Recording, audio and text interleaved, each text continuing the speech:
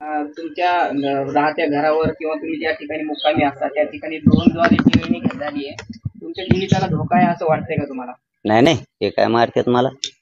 आणि मग इतकं आग्यामोल काय आलंय 6 कोटी मराठ्याचं? एवढं सोपं आहे का त्याला? ते कोण आहे त्याला? त्याने त्या नादात पडू नये आता. लफड्यात त्या याल ते 5-6 दिवसापासून चालू आहे ती. येतंय जातंय ते, पण ते लयच लांब आहे वर. ते असं टप्प्यात येतच नाही, एका गोट्यात खाली पडतो आम्ही त्याला. मग ते लयच लांब आहे ते तिकडे. त्याने काय होणार नाही. तुम्ही मला किती बदनाम करायचा प्रयत्न केला, दहशत निर्माण करायचे प्रयत्न, मी नाही हटू शकत. मी तुम्हाला विकत घेऊ शकत नाही, तुम्ही मला घेऊ शकत नाहीत, तुम्ही मला मॅनेज करू शकत नाहीत, माझी निष्ठा तुम्ही कधीच विकत घेऊ शकत नाहीत. त्याच्यामुळे तुमचे हे प्रयोग असतील आता, की आता शेवटचे प्रयोग लय दिवसापासून चालू येते. व्हिडिओ बनायचे, कुठं रेकॉर्डिंग बनायच्या, काहीतरी गैरसमज समाजात पसरायचा, मला हटवायचं तिथं. कारण मी काय बाकीच्याने होत नाही, पदानी फेदानी आता येत नाही.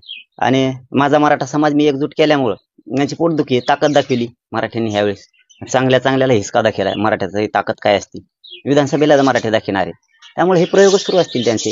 कारण काही पेनं बी खरेदी करायच्या ऑर्डर दिल्या जरून, असं बी काहीतरी कॅमेऱ्याचे पेनं, असं बऱ्याचशा गोष्टी चालू आहेत 5-7 दिवसापासून. कारण काय आता किती झाकलं ना थांबत नाही. पण माझं म्हणणं आहे बाबा, शांत राहावा. समाजाचा विषय दुसऱ्याच्या